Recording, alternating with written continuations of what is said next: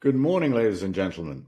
What a weird week we had last week, Andy. We were just talking, and we've been in the markets 40 years apiece, and we've never seen a week in which volatility goes from basically 18 to 28% and back down to 21, 22. And it's really not reflected in the price of any asset. Just completely dead market trading in a 2% range, 2.5 maybe, and we end up the week better than we started it. Very weird. We don't know quite what to make of it, whether it's a warning or an indication of things to come or whatever, but we have to mention it because it did happen, and it's something that neither of us, as I've just said, has ever seen before. Andy, you've got an idea of what might have caused it. I don't. So why don't you tell us what you think might have happened last week? I want to talk about the VIX and the spike in short-term volatility. But I also want to point out that this is just another thing of a market environment that I've never seen anything like. A combination of every asset doing extremely well, and doing it in a sustained way to levels that haven't been seen for each asset in a long time. So just look at the picture of all assets. And at the same time, volatility had been fairly low. And realized volatility still is. Yeah, realized volatility remains very low. In 1995, I started trading volatility as a profession after being on a convertible bond desk and doing it more as a hobby, and started doing that in equity derivatives. And the place I did that is in a trade called the dispersion trade. And in the dispersion trade, you look at single name options and their pricing and what's expected in terms of their future volatility, and compare it to index volatility. And what happens is that during periods of extreme market stress, so what you can tease out when you do that is the expected correlation of assets, meaning you trade it when you think when you go short index volatility and long single name volatility, a basket of options on single names, when you think markets are going to be uncorrelated, meaning indexes are going to go nowhere, but single names are going to go up and down all over the place.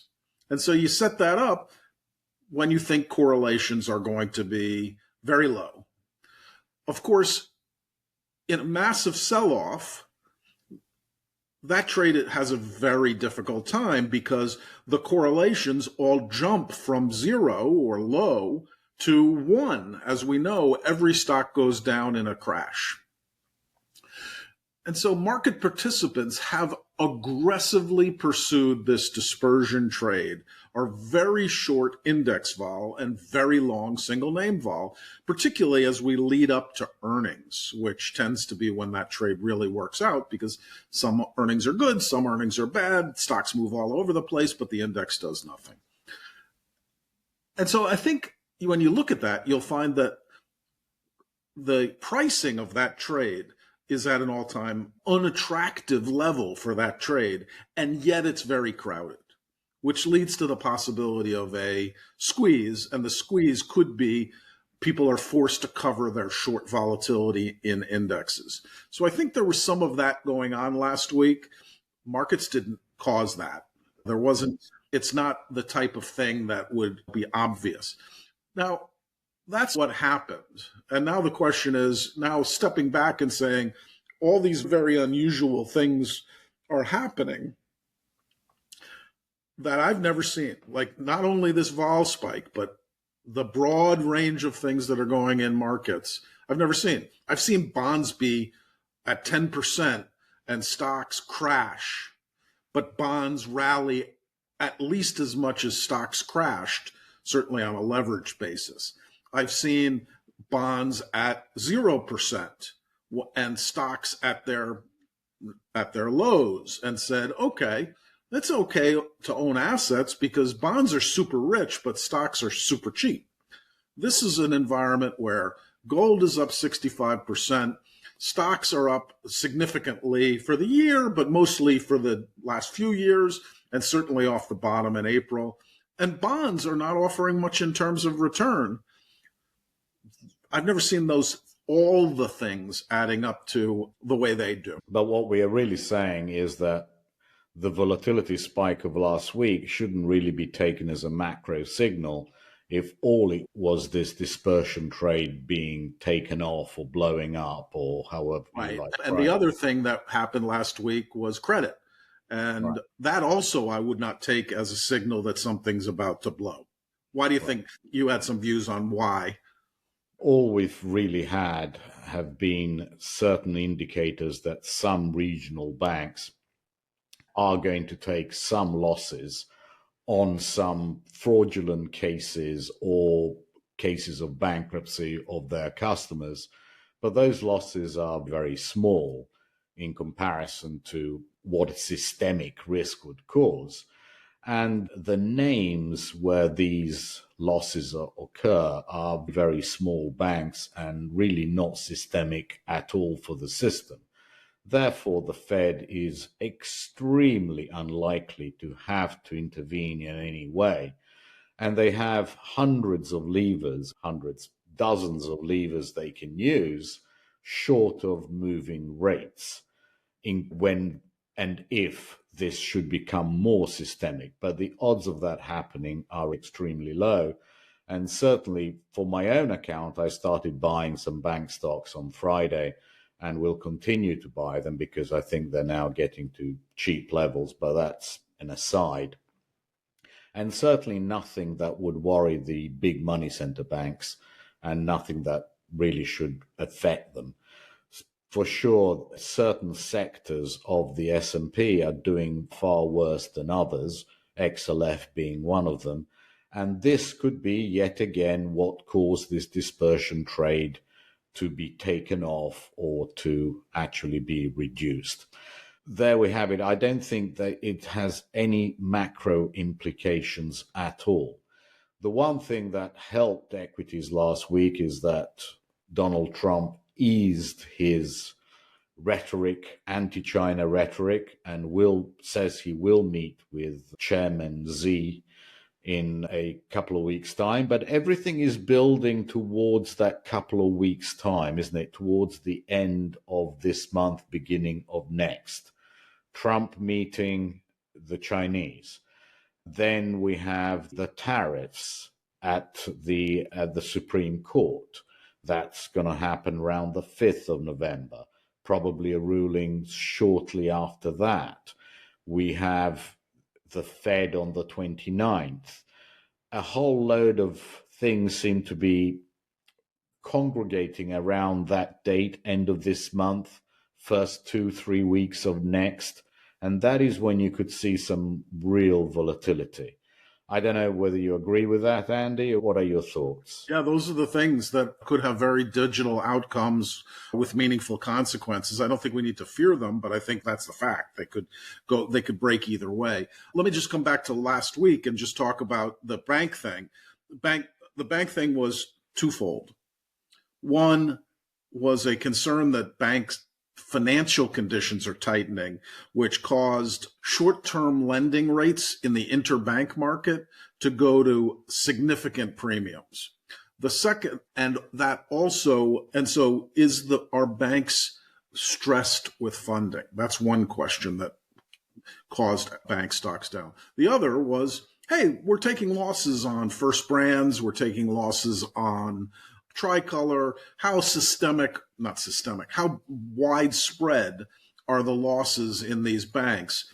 And companies called business development corporations, which are private credit providers to smaller and medium-sized businesses, the private credit market, those stocks have cratered in the last few months as well, as there's been a concern about the credit quality. So two things happen. The credit quality, neither are a big deal. But I do want to bring it back to something that also happened, which was Powell told us that he's going to end QT in the next few months. Now, what does that actually mean? Practically, it means he'll either end it in December, either that moment or by January 1 when they meet in December, or when they meet at the end of January, they'll end it before for February. Is that a big deal? Yeah, ending QT is a big deal if it wasn't expected. But it was expected and has been expected for people have been saying the QT is going to end for the last 12 months and it hasn't ended. And they had been saying, like, this is one of my areas of expertise, and I've been saying second quarter of 2026 forever, literally forever. And they're going to be a little sooner than my expectation. And my expectation was the farthest one out I saw. So what happened was they told us they're going to end QT, which on face is bullish stocks, bullish bonds, bullish assets. But in practical reality, they're going to end it 2 months early, which has no impact. So I thought I'd bring that around to say there's no bank funding issue. The Fed is ending QT, which is going to reduce pressure on reserves. And the credit issues are legitimate, but not widespread enough to even think about it being systemic. No, I agree with all those points. As far as QT and the shape of the curve, the only thing that I would add is that the 5-year and now at sub 4%, even the 10-year, we keep on trading either side of 4%, so let's call it 4%, are really unattractive. The 2-year, we don't know. They're going to ease, it looks like, for sure. So if that is the case, we should continue to own the short end, but we really should be thinking about exiting anything in the 5s and the 10s and maybe putting more money to work further up the curve, somewhere around 15 to 20 year.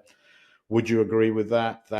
I just can't see any alternative to big money, to big funds, bond funds and pension funds continuing to go up the curve to pick up more yield, because now you're going to have, or in a few weeks, you're going to have a Fed funds rate, which is somewhere around effective Fed funds rate around the 385, 390. What is the attractiveness of owning 10-year right on top of it? I don't see it. What do you think, Andy? It's pretty straightforward right now. The Fed may cut a lot, and it's mostly priced in. So that's not going to be a cause for the 10-year to rally. The 10-year itself, standalone, just is not that interesting. The belly, they're issuing a ton into the 3s to 10-year sector. There's plenty of supply. And the carry is crappy, even out to 10 years where it's equal to Fed funds. I don't see any value in the middle of the curve. I see plenty of value at the long end. Not a ton, but a lot more. And yeah, I would think that continues. Yeah, no, that's the kind of allocation that one should continue to have. Maybe a quick word about gold. It has gone parabolic.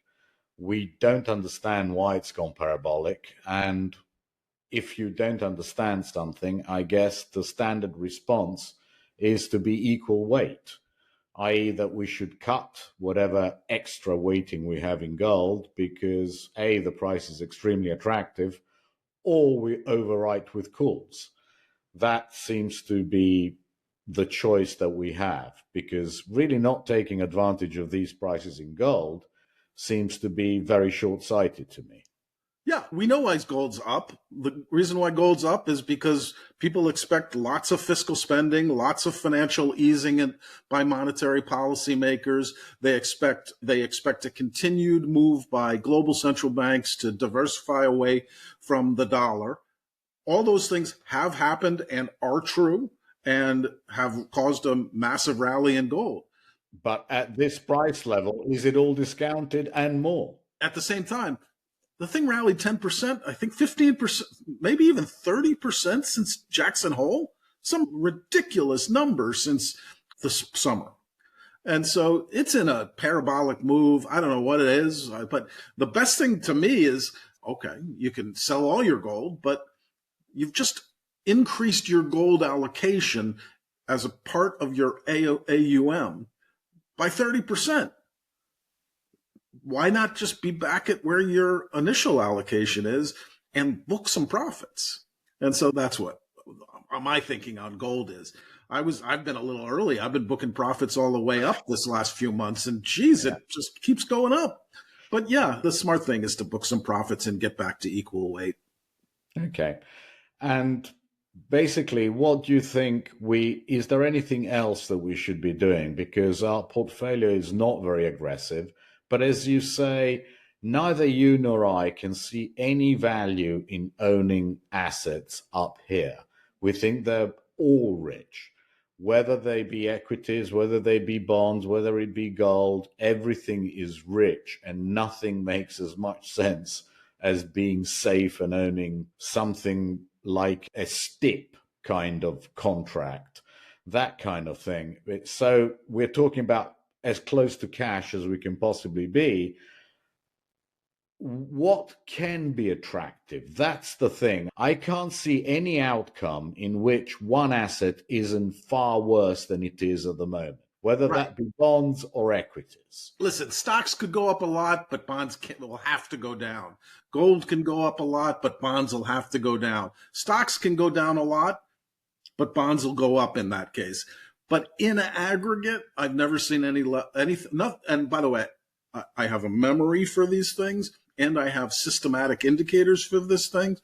My systematic my memory shows no similarity to any market I've ever been involved in, and my systematic indicators show the same. So the basic thing is, I have Two Graybeards has minimum asset holdings for long only portfolio that we offer to you. My own personal portfolio has a minimum allocation. It's a little different than Two Graybeards, but who cares? It's a minimum allocation to assets in general.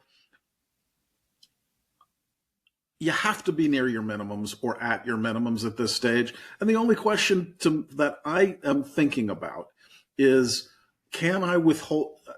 And mostly for my clients, for me, it's simple. I'm just happy to be in cash. But for my clients is, are they going to be able to resist FOMO if this continues to go up, 5% more for asset portfolios, or 10% more for gold, or 10% more for equities, and then buy at the top? If you can't resist that, you can't cut your asset holdings. You still have to stay invested. But if you can, and you can hold cash and ignore the hype about everybody else that's going to claim that they got out at the absolute top, I think it makes plenty of sense. And so the second question that says, and I think it's an excellent one, which is, what will need to change besides price? Because price may not change. What will need to change for you to buy back and go to normal full weight in assets? That's a question for another day, but we have some ideas on that.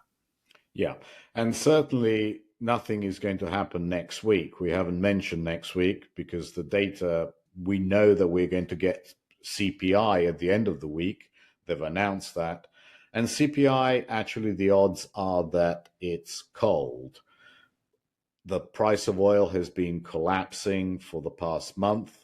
The downtrend is very clear, and therefore CPI should be a very decent figure, and certainly nothing that the Fed, which would stop the Fed from cutting rates. And that's really all they're waiting for before their meeting on the 29th to cut rates. Absolutely nothing that is going to weigh on the bond market over the course of the next week. The only thing that would weigh on it, and that's the opposite of weighing on it, is if equities were to suddenly collapse.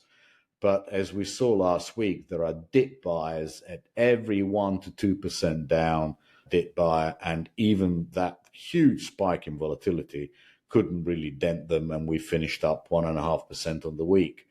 So it's very unlikely that anything much moves next week, even with CPI, because it's all in the price. Would you agree with that? Yeah, I can't predict the next week's price, but what I know is selling, getting back to neutral on gold, and taking whatever you can in terms of profits on assets. That's the important thing for you to be thinking about over the next month or two. Next week, I wouldn't think much is going to happen, but you never know. And how wrong we would have been last week, thinking that volatility would remain low, and boom, up it goes. But at the end of the day, nothing happened. Great, Andy. I'll speak to you next week. Have a good one. Nick, have a good one.